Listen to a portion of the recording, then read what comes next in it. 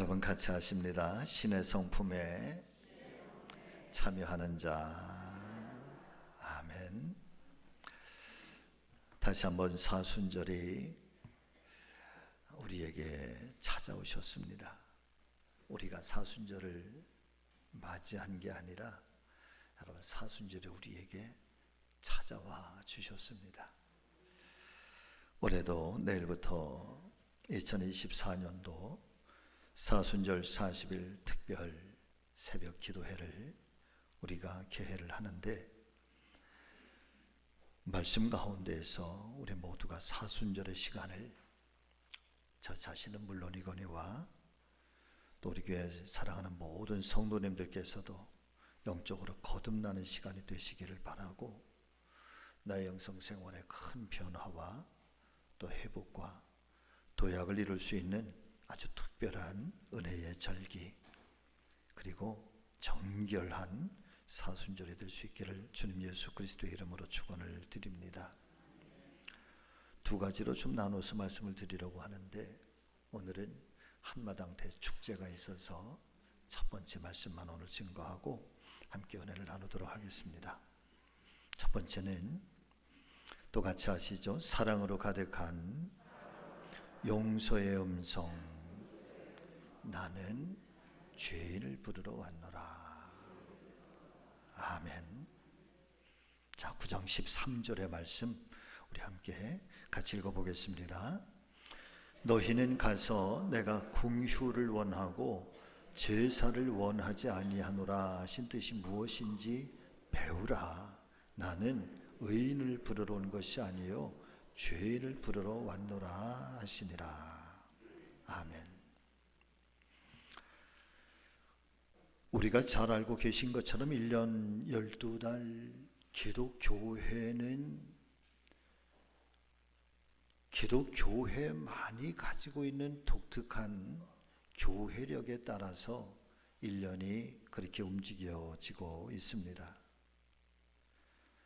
자, 그런데 사실상 기독교회의 모든 절기들 중에서도 이 사순절만큼은 세상 모든 교회와 세상 모든 성도들이 절대적으로 간과할 수도 없고, 또한 간과해서도 안 되는 소중한 절기가 바로 사순절이라는 사실을 우리는 부인할 수가 없습니다.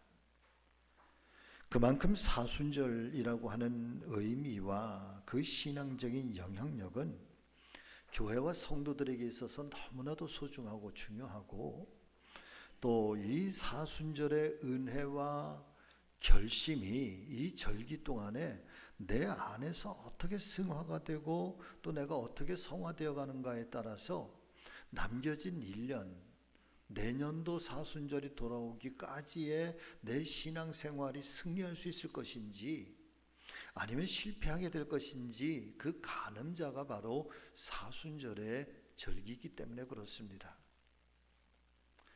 이사야서 53장 4절에서 7절의 말씀을 보면은 하나님 말씀인 성경은 예수 그리스도의 십자가의 사건에 대해서 이와 같이 증거를 우리에게 전해주시고 있습니다. 같이 읽겠습니다. 그는 실로 우리의 질고를 지고 우리의 슬픔을 당하였거늘 우리는 생각하기를 그는 징벌을 받아 하나님께 맞으며 고난을 당한다 하였노라. 그가 찔림은 우리의 죄악 때문이라. 그가 징계를 받음으로 우리는 평화를 누리고 그가 채찍에 맞음으로 우리는 나음을 받았도다. 우리는 다 양 같아서 그릇 행하여 각기 제 갈 길로 갔거늘 여호와께서는 우리의 모두의 죄악을 그에게 담당시키셨도다. 그가 곤욕을 당하여 괴로울 때에도 그의 입을 열지 아니하였으며 마치 도수장으로 끌려가는 어린 양과 털 깎는 자 앞에서 잠잠한 양같이 그의 입을 열지 아니하였도다. 여러분, 말씀을 가만히 상고해 보면 하나님 아들이 가시의 찔림을 당하게 될 거다. 하나님의 아들이 징계를 당하시게 될 것이다. 하나님의 아들이 채찍에 맞게 될 것이다.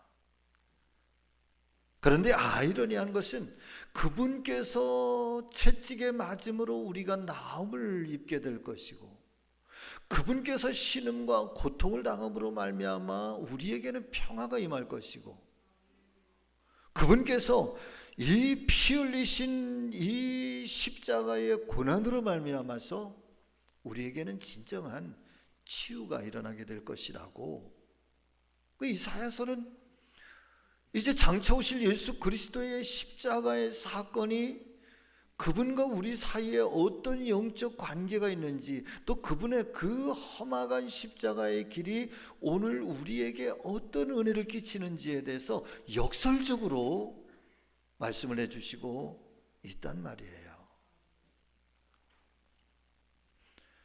그런데 또 다른 말씀을 보면은 주님께서 그렇게 어린 양처럼 잠잠하시게 될 것이다. 항변하지 않으실 것이며 대항하지도 않으실 것이며 억울한 마음을 토해내지도 않으실 것이고, 그와 같은 극심한 고통 중에서도 묵묵하게 그 엄청난 일들을 온몸으로 감내하시며 그리고 그 일에 온전히 순종하실 것이라고 예언으로 말씀해 주시고 있습니다. 예를 들어서 내가 어차피 이 일을 당할 건데, 내가 피할 수 없는 길인데 그렇다고 한다면 너희들 제발 정신 좀 차려. 정신 좀 차려. 너희들 나한테 이렇게 하면 안 돼. 나한테 이렇게 하면 너희들 지옥 가고 말 거야 라고 하시면서 호통을 치실 법도 하셨지만, 그러나 주님께서는 한마디도 입을 열지 않으셨다. 가셔야만 하는 그 십자가의 길을 온몸으로 찔림과 징계와 곤욕을 당하시면서 감당하시게 된다라고 하는 것입니다. 자, 그런데 사랑하는 성도 여러분, 이 말씀 안에서 우리가 들어야 되고 살려야 할 말씀이 있다는 사실을 알고 계십니까? 그것은 바로 주님께서 온 몸과 마음으로 십자가의 이 고통을 감내하신 이 결정적인 이유가 있는데, 그 결정적인 이유가 바로 저와 여러분들의 허물 때문이라는 것입니다. 저와 여러분들의 죄악 때문이라는 거예요.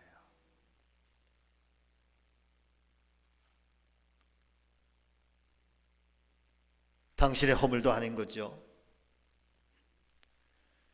당신의 죄악도 아닌 것입니다. 어떻게 보면 생면부지, 정말 얼굴도 모르고 사실 이름도 모르고, 어쩌면 주님의 이 십자가의 은혜, 십자가의 사랑이 아니면 전혀 낯설을 수밖에 없는, 그리고 아직 태어나지도 않은 이 후대의 모든 인류를 위해서도. 그런데 주님께서 그 모든 사람들의 본래적인 이 허물과 본래적인 죄로 말미암아서 그 결정적인 이유로 징계를 당하고 고통을 당하고 이런 시련을 겪고 이런 모욕과 멸시를 당하면서도 한마디 항변하지도 아니하시고 온몸으로 이 길을 감내하시면서 십자가의 길을 가시게 된다. 그것은 바로 우리의 허물 때문에, 우리의 죄 때문이라고 성경은 우리에게 명백하게 증거를 해 주시고 있는 것입니다. 자, 그가 찔림은, 이 말씀 한번 보시죠. 같이 읽습니다. 그가 찔림은 누구의 허물 때문이다? 나의 허물 때문이다. 그가 상함은 누구의 죄악 때문이다? 나의 죄악 때문이다. 그분께서 징계를 받음으로 내가 평화를 누리고, 그분께서 채찍에 맞음으로 내가 나음을 받았도다.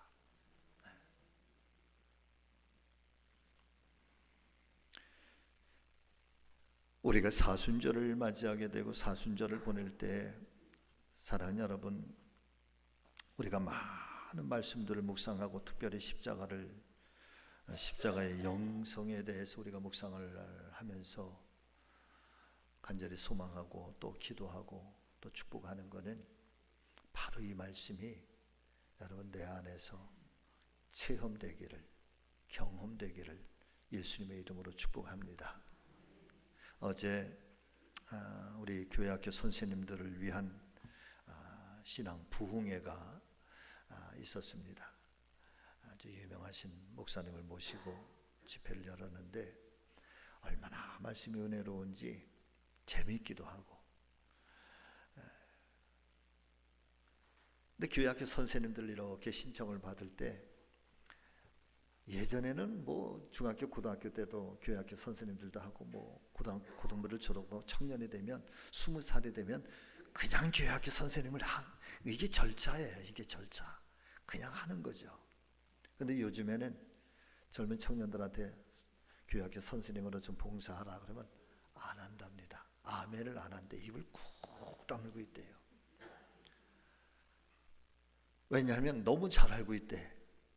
내가 요때 20살 때 교회학교 선생님으로 발탁이 돼서 스카웃이 돼서 교회학교 선생님을 하면 내가 요거를 언제까지 해야 되느냐 하면 65세까지 해야 된대. 빠져나갈 수가 없다는 거예요. 그래서 이걸 너무나도 잘 알고 있는 요즘 청년들은 아멘을 안 한다는 거예요. 그런데 부흥회를 하는데 그 앞에 청년들 4명이 반주 때문에, 찬양 반주 때문에 봉사하러 왔다가 4명이 이렇게 앉아 있었어요. 강선 목사님이 그 청년들을 향해서 빨리 교회학교 선생님 하겠다고 아멘 해. 그러니까 이 친구들이 4명이 입을 꾹 다물고 아멘을 안 하는 거예요. 아멘 해. 그래. 안 해. 그러니까 목사님이 한 발 물러서서 너희 둘 중에서 누가 한 사람만 해. 한 사람만. 그랬더니 그 옆에 있던 예쁘장한 친구 하나가 얘가 한대요. 그러는 거야. 자기 옆에 있는 친구는 손가락 이렇게 하면서 얘가 할 거예요. 그러는 거예요. 사랑하는 성도 여러분, 쟤 때문이 아니라 여러분 나의 허물 때문에. 아멘. 저는 올해 이 금년도 사순절에는 우리가 우리의 죄와 허물을 깊이 묵상하면서 회개하는 것으로 끝나는 것이 아니라 그분께서 나의 허물을 위하여, 그분께서 나의 죄악을 위하여 이런 고통까지 겪으셨구나라고 하는, 그래서 그분의 그 십자가의 은혜가 그냥 단순하게 내 안에 새겨져서 또 그냥 내가 그분의 십자가 나에게 그런 은혜를 베푸셨지, 이것으로 단순하게 이론과 상식과 또 그냥 나의 지식으로만 끝나는 신앙이 아니라 이것이 가슴으로 만나지고 말이에요.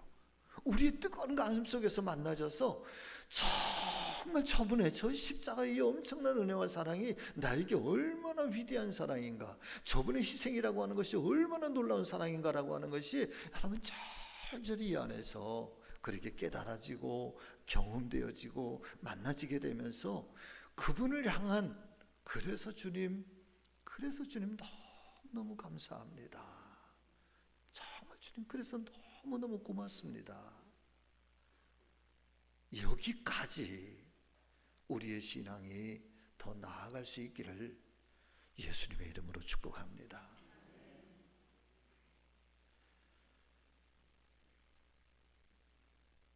그래서 사순절의 슬픔과 고난의 십자가만이 아니라 오히려 십자가 안에 담겨있는 주님의 용서와 한없는 사랑, 그리고 그 용서와 사랑이 영원한 구원, 영원한 생명으로 이어질 수 있는 그러는 금년도 사순절 보낼 수 있게 되시기를 우리 주님 예수 그리스도의 이름으로 축원을 드립니다. 사랑으로 가득한 용서의 음성, 나는 죄인을 부르러 왔노라. 마태복음 9장 1절부터 13절의 말씀을 보면은 두 말씀이 연속해서 이어져 나오고 있습니다. 첫 번째 말씀은 중풍병 때문에 침상에서 꼼짝달싹도 하지 못하는 한 사람이 등장을 하는데, 그런데 은혜로운 것은 여러분 같이 하십니다. 주님께서 소식을 알고 소문을 듣고 먼저 찾아가셔서, 어떻게 하셔서? 주님이 먼저 찾아가셔서 그리고 그 중풍병자를 치료해 주시는 장면이 나오고, 그리고 이어지는 말씀이 그 유명한 말씀 세리 마태를 제자로 부르시는 장면이 마태복음 9장에 등장을 하고 있습니다. 첫 번째 말씀에서 주님께서 이 침상에 누워있는 중풍병자를 찾아가시는데, 주님께서 그렇게 찾아가셔서 그 중풍병자에게 이렇게 이야기를 하십니다. 소자야, 안심하라, 내 죄 사함을 받았느니라. 자, 그런데 말씀을 가만히 묵상하면서 여러분, 제가 예수님의 그 행하시는 모습을 6가지로 정리를 좀 해보니까 이렇게 정리가 돼요. 첫 번째는 주님이 먼저 가까이 다가가셔서, 두 번째는 주님이 스스로 몸을 낮추시고,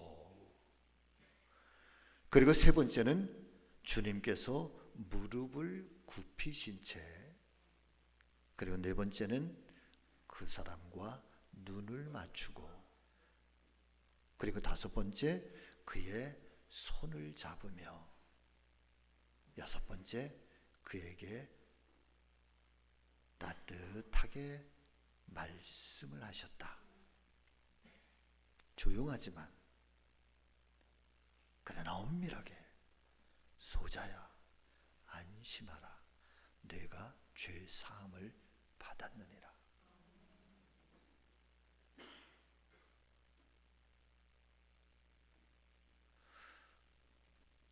저는 이 말씀 속에서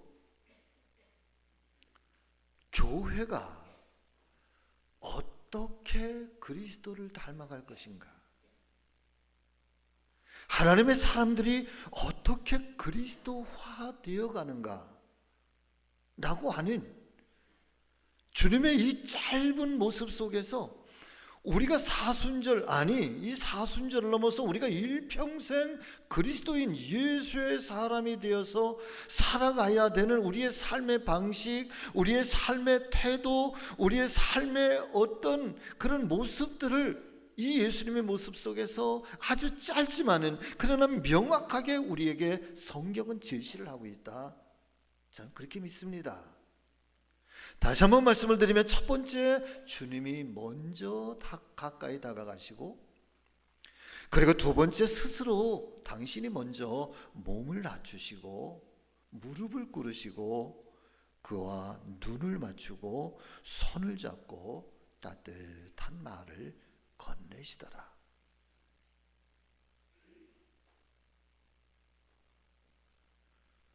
사랑의 음성인 거죠. 이게 용서의 음성인 것입니다. 그런데 이상한 것은 그런 주님의 사랑과 용서의 말씀 앞에 전혀 다른 상반된 태도를 보이고 있는, 그리고 분노하는 사람들이 있었는데, 그 사람들이 바로 어떤 사람인가? 율법학자들이에요. 적어도 하나님의 말씀을 연구하고 하나님의 말씀 속에서 하나님이 무엇을 말씀하시는가 전문적으로 연구하며 그 말씀을 붙들고 살아가는 사람들, 바로 율법학자들, 그리고 더불어 종교에 정통한 바리새인들인데, 그런데 예수님과는 전혀 상반된 태도로 예수님께 분노하고 있습니다. 그들은 주님의 그런 말씀을 신성모독이라고 분노합니다. 하나님만이 죄를 용서하실 수 있는데 감히 사람이 그런 말을 하다니, 그러면서 서로가 웅성웅성대고 있을 때 그런 바리새인들을 향해서 주님께서 말씀하십니다. 인자가 땅에서 죄를 사해줄 권세가 있는 것을 너희로 알게 하리라. 그러시면서 말씀드린 것처럼 그 병자에게 무릎을 꿇고 눈을 맞추고 손을 잡고 따뜻하게 건네시면서, 그리고 그의 병을 치료하시고 있는 겁니다. 자, 이어지는 말씀 속에서도, 세리 마태를 부르시는 말씀 속에서도 여러분, 주님의 모습은 다르지 않습니다. 세관원에 앉아있는 세리 마태를 예수님께서 대뜸 말씀하시며 나를 따라오너라, 그러니까 예수님께서도 대뜸 나를 따라오너라 말씀하시는데, 마태 또한 주님의 그 말씀 한마디에 사랑하는 성도 여러분, 자신의 모든 삶의 것들을 다 내려놓고 그 자리에서 예수님을 따라서 순종하며 제자의 길을 걸어가게 됩니다. 설명도 없고 이유도 없습니다. 자, 이 말씀에 나를 따라오너라, 그리고 그렇게 따라가는 이 세리 마태의 모습, 성경은 이 짧은 이야기로 거기에서 끝나고 마는데, 자, 그렇다고 한다면 도대체 이 예수님과 세리 마태 사이에는 어떤 영적인 교감이 있었던 것일까? 어떤 영적 사건이 있었기 때문에 그렇게 이 세리 마태가 자신의 모든 인생을 다 내려놓고 그 순간에 일순간 스탑하고 예수 그리스도를 따라서 자신의 전생을 그렇게 살아가게 된 것일까? 거기에는 성경이 우리에게 던져주고 있는 어떤 삶의 배경이 그 밑바닥 속에 여러분 숨겨져 있는 거죠. 그것은 죄인과 관계에 있어요. 예수님 당시에 유대인들에게 있어서 사람들이 절대 상대하지 말아야 할 세 부류의 죄인들이 있었습니다. 첫 번째 죄인은 몸을 파는 사람들이에요. 상대하지 않았어요. 죄인 중에 저런 죄인이 없다고, 심지어는 돌로 쳐서 죽여도 누구 한 사람 여러분 뭐라 하지 않을 만큼 몸을 파는 사람들에 대해서는 철저하게 죄인 취급을 했어요. 두 번째가 바로 어떤 사람인고, 바로 세리들이에요. 왜 세리들이 그렇게 죄인 취급을 당했는가? 상대하지 않고 절대 가까이 하지도 않아요. 로마 시대에 로마의 그런 지배를 받고 있었던 유대인들은 그들에게 때마다 엄청난 세금을 그렇게 바쳐야만 했습니다. 그런데 로마가 세리들을 정하고 세리들을 세우면서 세리들에게 월급을 주지 않았습니다. 생활비를 주지 않았습니다. 그러면서 과도한 세금을 부과하니까 이 세리들이 그 지역 주민들이잖아요. 같은 민족이고 이웃이고 어쩌면 가족이고 친척들일 수도 있는데, 바로 그런 이웃들에게 로마가 부과한 세금보다도 몇 배나 더 많은 세금을 부과를 하고 강제적으로 그렇게 징집을 했습니다. 그리고 나서 로마에 세금을 내고 바리새인들에게도 종교 지도자들에게도 그러면서 쓰는 그 세금을 가지고 나누어 주고, 그리고 자기 자신들도 생활하면서 착복을 해야 되니까 어떤 면에서 로마 사람들보다도 이 세리들이 이 민족들에게서는 더 훨씬 더 나쁜 사람처럼, 못된 사람처럼 여러분 그렇게 인식이 돼서 세리들은 절대 상종도 하지 않아, 말도 걸지 않아, 가까이 하지도 않아. 그런 세리 마태에게 어느 날 예수님이 마태야 나를 따라오너라. 여러분, 이 말씀 속에서도 우리가 정말 들어야 될 말씀이 있다고 한다면 그것은 주님이 먼저 가까이 다가가신다는 거예요. 아멘.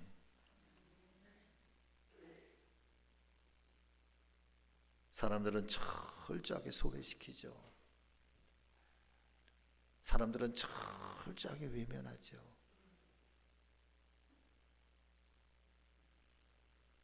그런데 주님이 먼저,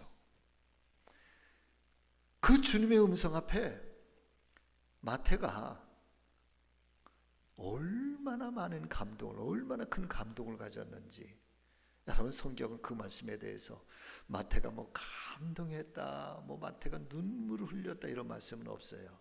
그런데 그 다음에 이어지는 마태의 행동을 보면 그가 지금 예수님께 얼마만큼이나 마음을 빼앗겼는지, 예수님께 얼마나 감동을 가지고 있는지 마태의 행실에 보면 우리가 가늠하게 됩니다.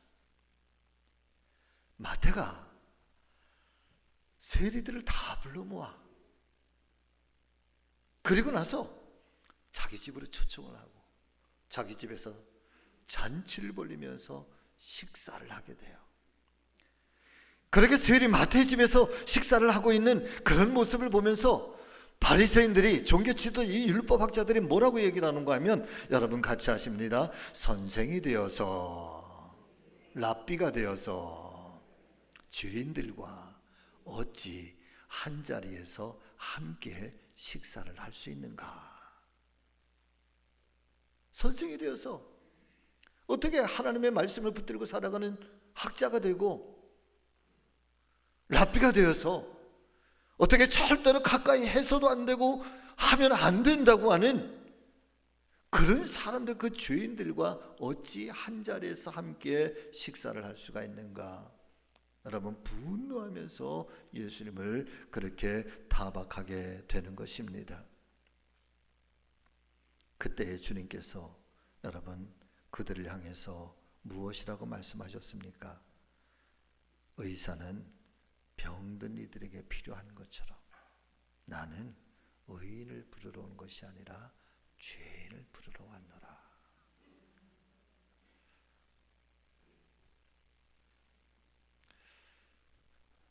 이 말씀의 의미를 이제 붙들고 깊이 상고하고 묵상해 보면은, 주님께서 그들을 먼저 찾아가신 이유는 물론 사랑도 있지만, 여러분 주님께서는 그들에게 찾아가시면서 그들의 삶을 치유하기를 원하시는 것 같아요. 할렐루야. 용서하시는 거죠.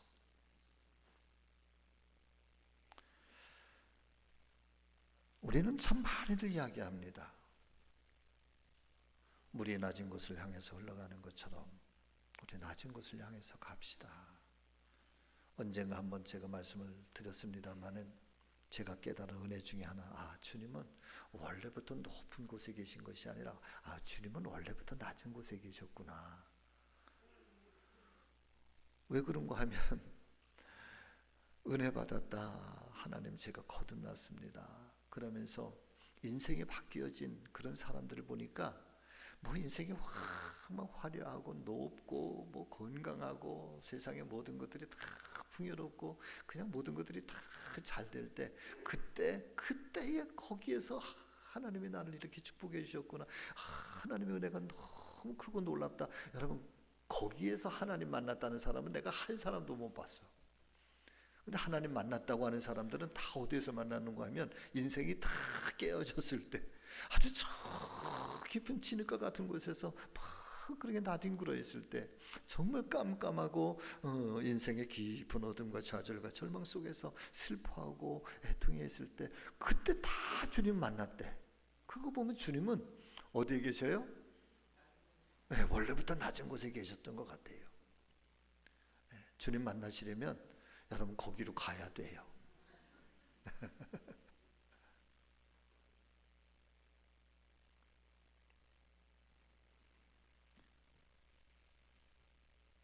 죄인의 자리에 스스로 찾아가시고, 그렇게 낮은 곳을 향해서 먼저 가시면서, 그리고 사랑으로 가득한 용서의 음성을 들려주시고, 장중한 교회와 장중한 예식서 속에서가 아니라 그 낮은 곳에서 그들과 눈을 맞추고 그들과 눈높이를 맞추고 당신 스스로의 몸을 구부리며, 그리고 그들의 손을 붙잡고 말씀을 건네주시는 우리 주님이신 것을 여러분 오늘 성경은 우리에게 전해주시고 있는 것입니다.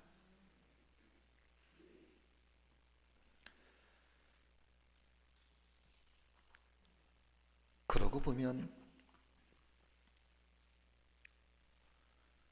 금년도 사순절을 우리가 맞이하면서 이 종이 간절히 바라며 축복하고 기도하는 것은, 아무쪼록 사랑하는 우리 믿음의 성지가족 여러분, 이 사순절 기간에 도저히 용서받을 수 없을 것만 같았던 저와 여러분들의 이 어떤 숨겨진 죄라고 할지라도 또 어둠의 권세에 꽁꽁 묶여 있어서 도저히 빠져나갈 수 없을 것만 같았던 지난 세월의 수없이 많은 고통들, 또 시련들, 눈물들이라 할지라도 이 사순절 40일 기간 중에 나도 모르는 어느 날 갑자기 이 하나님께서 나에게 먼저 찾아오셔서 여러분 나를 어루만지시는 이 거룩한 은혜가 우리 모두에게 한 사람도 빠짐없이 일어나게 되시기를 예수님의 이름으로 축복합니다. 우리의 눈물들이 닦아주시는 그런 하나님의 손길, 주님의 손길을 여러분 경험하시게 되시기를 예수님의 이름으로 축복합니다. 그러시면서 잔잔하게 하시는 말씀, 걱정하지 말아라. 내가 너를 사랑한다고, 내가 너를 지켜줄 것이라고, 내가 너를 인도해 주실 것이라고 응답해 주시는 이 한량없는 은혜와 사랑과 용서 그리고 긍휼하심 더 깊이 체험하는 금년 사순절 되시기를 예수님의 이름으로 축원을 드립니다. 그런 은혜 가운데 여러분 정말 진지하게 묵상하고 또 기도의 제단, 기도의 시간들을 쌓아가시면서 나의 죄악과 나의 무지와 나의 오만과 나의 독선을 여러분 무너뜨릴 수 있는, 깨뜨릴 수 있는 그런 경험도 우리 안에 일어나기를 예수님의 이름으로 축복합니다.